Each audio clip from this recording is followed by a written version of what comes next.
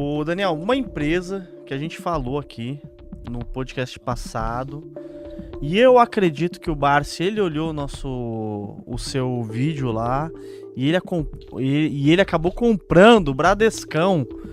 Existem vários analistas aqui, alguns falam que Bradesco vai subir pra caramba e acreditam no Bradesco, outros não gostam de Bradesco, falam que é você perder dinheiro investir em Bradesco.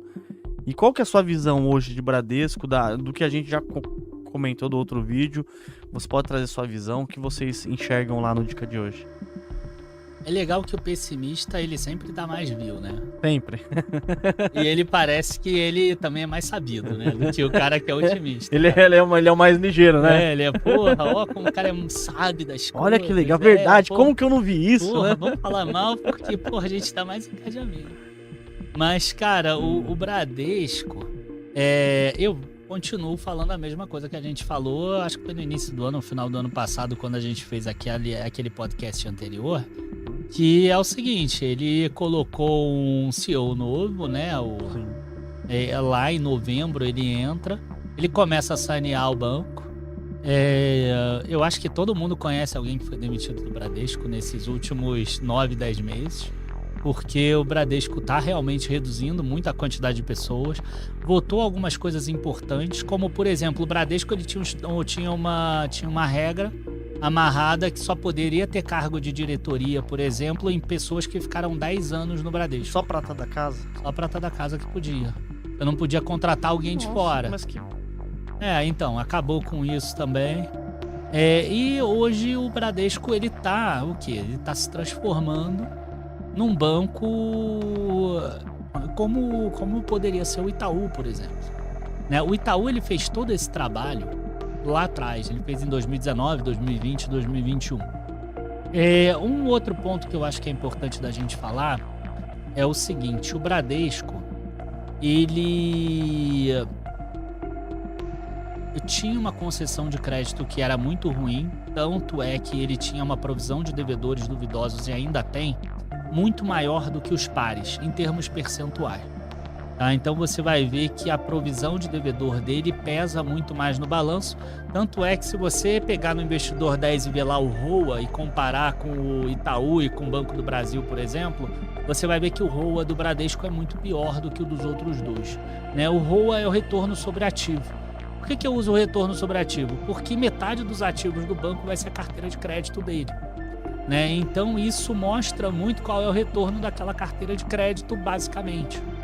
E aí, então para banco acaba sendo um indicador interessante, é um indicador importante, tanto é que tem lá no Investidor 10 para bancos esse retorno sobre o ativo. E aí, o Bradesco, ele ficou ali numa faca de dois gumes. Cara, o que a gente faz? Taxa de juros está caindo, e a gente está com uma carteira de crédito ruim, que tende a ter uma inadimplência absurda.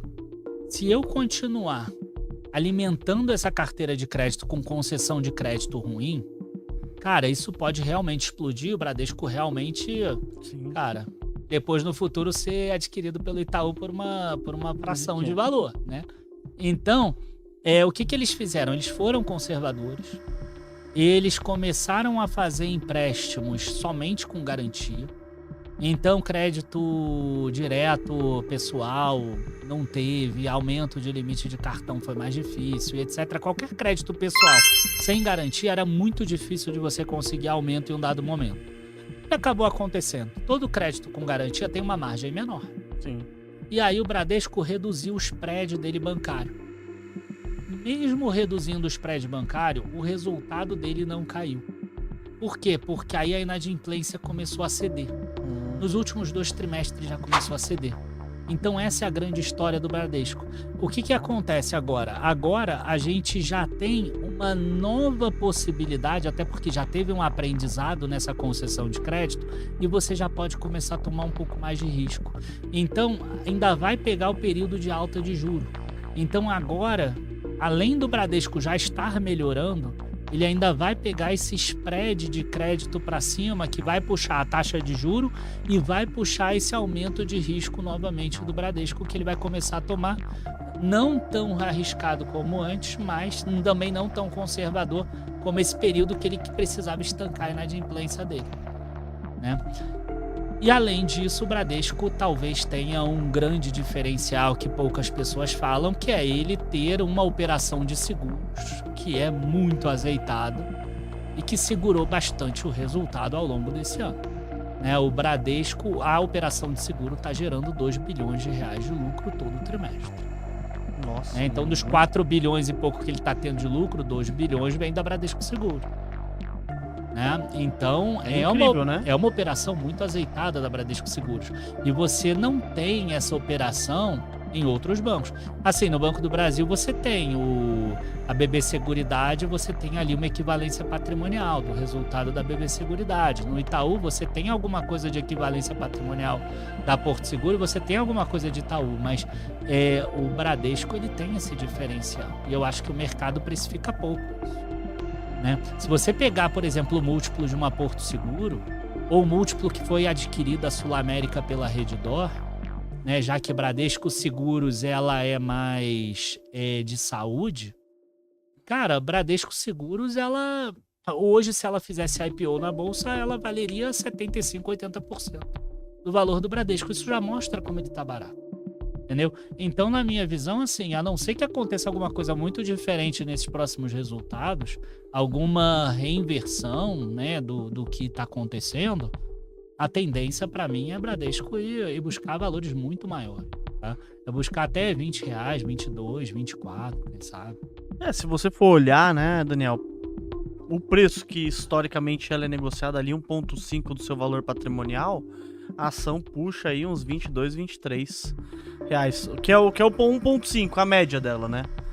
Não é nem o muito bom e nem muito ruim. Só que para você negociar 1,5 valor patrimonial, tem que ter um ROI você muito bom. precisa ter um ROI, um retorno sobre patrimônio líquido muito bom, ou você precisa ter taxa de juros caindo. Sim. Porque se você tiver uma Selic a 7, você tem um ROI de 10,5, você pode negociar 1,5, você está 50% acima. Se você tem um juro Selic a 11, você vai ter que ter um ROI de 16,5. Então hoje você tem uma Selic a 10,75, você tem um ROI de 10 e pouco. Então ela negocia a 0,90, a 1. Hoje talvez o mais descontado seja realmente o Banco do Brasil, tá? Porque você tem um preço ou valor patrimonial de uma vez e você tem um ROI ali na casa de 18 a 20. Então, em tese, ele deveria valer 2 vezes. Ele tem o risco estatal, tem também o risco da carteira agro, que deve acabar sentindo nesse trimestre agora e nos próximos, por causa de tudo que a gente está vendo, né? Das secas, das queimadas e etc. Das recuperações judiciais das empresas do agronegócio. Mas eu acho excessivo esse desconto em relação ao ROI de 45% a 50%, só porque é uma empresa estatal. Eu acho excessivo. E no Banco do Brasil, assim, porque muitas pessoas eu vejo, analistas falam assim, mas igual você disse, Banco do Brasil tá barato igual Bradesco. Por que a pessoa não investe tudo em Banco do Brasil e esquece Bradesco? Ou você acha que a pessoa tem que ter sempre um pouquinho aqui, um pouquinho ali e pensar sempre também no crescimento? Porque pelo que eu vejo, analisando de fora, eu tenho as duas, pessoal. Eu tenho o Banco do Brasil e tenho o Bradesco. Mas eu vejo assim, eu falo assim, o Banco Bradesco ele tem mais probabilidade de valorizar, né? Se for entregue. Eu tô errado, tô certo? Qual que é a sua visão, Daniel? Então, o Banco do Brasil, difícil, por mais que eu fale isso, dificilmente ele vai chegar e vai valer 1,5 valor patrimonial. Por melhor que ele esteja sendo gerido. Tá? E eu falo isso olhando indicadores, tá? Se você olhar o índice de eficiência hoje, que nada mais é do que as despesas dividido pelas receitas que ele gera, que é o que a gente chama de produto bancário, você vai ver que o índice de eficiência do Banco do Brasil hoje é melhor do que o do Itaú, do Bradesco e do Santander. Ele tem a menor despesa sobre receita. Se você olhar, por exemplo, os 4 bancos, o Banco do Brasil é o único que está no novo mercado. Quer dizer, em tese, é o que tem a melhor governança corporativa. Né? Bradesco tem ação preferencial, Itaú tem e Santander tem Unity. Então, assim, embora a gente saiba disso, a gente sabe que o mercado não vai comprar um banco que pode ter a ingerência do governo, ainda mais o governo sendo o governo que está aí no momento, né? Então, o Banco do Brasil hoje, como eu enxergo ele? Eu enxergo um banco que tem pago ali uns 0,65 a 0,70 por trimestre. Eles pagam 8 dividendos por ano. É quase um fundo imobiliário, né? Eles pagam 8 dividendos por ano, porque eles antecipam o terceiro trimestre, uma parte, e depois eles pagam a diferença. Aí antecipam o quarto trimestre e pagam outra parte. Isso em todos os trimestres. Mais ou menos. Mas tem valores que são menores e valores que são maiores. Sim. Não é linearizado igual o fundo imobiliário. E esses valores, se você botar hoje no papel, você tem um yield de 10%, tá? Bruto. Como é juros sobre capital próprio na maioria, vai dar 8,5%, 9%. Cara, esse carrego em si, para mim, já é muito interessante. Porque se o banco continuar crescendo o lucro, mesmo que caia agora por causa do agro, vai cair um pouquinho e etc., não é isso que eu tô vendo. Eu tô vendo assim, daqui a 5 anos, se ele tiver 30% a mais de lucro, 20% a mais de lucro, até porque vai ter inflação, o crédito, a carteira de crédito vai subir, etc. A gente já tem um belo de um retorno. Muito, né? Porque aí esse dividendo deve subir também uns 20%, 30% e a ação vai valorizar 20%, 30%. Só que você recebeu 8% todo ano. Então, se você calcular, né, e eu tenho lá uma planilha que eu fiz da taxa de retorno de cada investimento. Então, essa taxa de retorno desse investimento é muito interessante. É similar ao da Vale, por exemplo. Né, a Vale também é uma situação similar. Você carrega muito dividendo ao longo do tempo, esperando em algum momento ter uma pancada para cima. Tá? E aí, na pancada para cima, aí você pensa se vale a pena desfazer ou não. Aí depende da situação no momento. Agora, quando você vai para Bradesco também tem um carrego interessante. Mas ele tem um carrego interessante hoje porque ele está barato.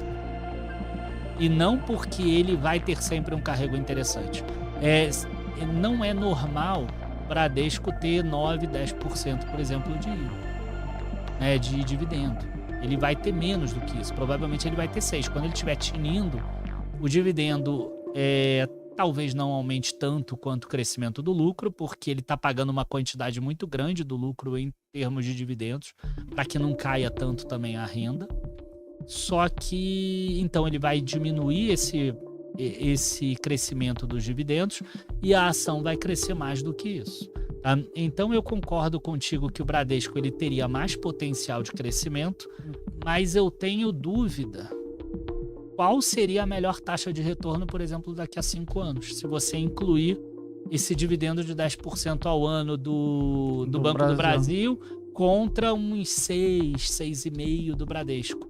Será que o que o Bradesco vai subir vai compensar 4% todos os anos? Também, né? E se subir também.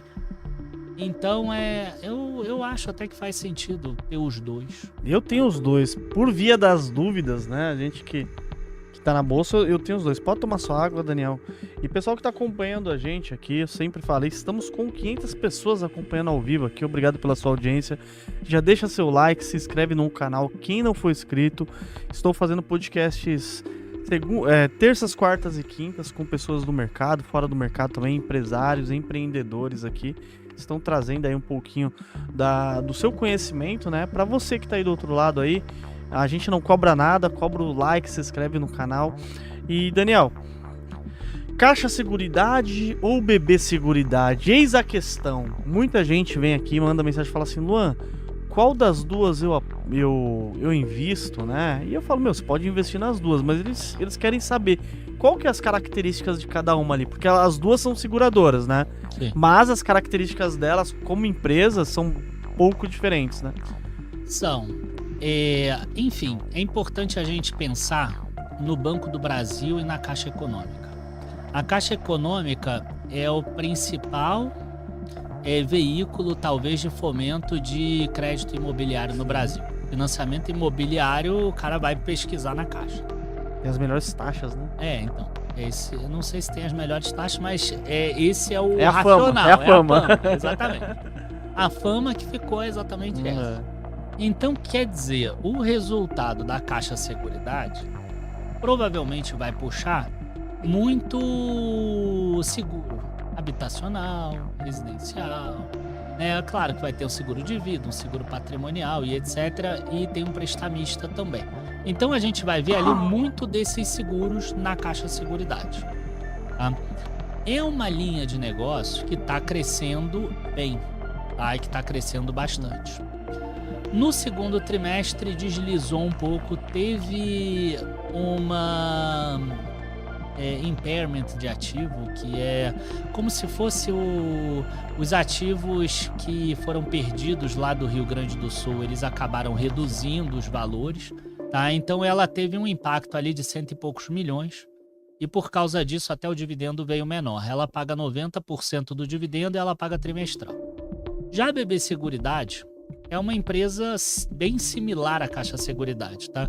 Que é controlada pela própria Caixa, com o BBC, com a Banco do Brasil no outro lado, e ela tem parceiros, cada parceiro que vai operar as subsidiárias, né? Então o Banco do Brasil, por exemplo, dentro da BB Seguridade, ele vai ter ali principalmente, tá?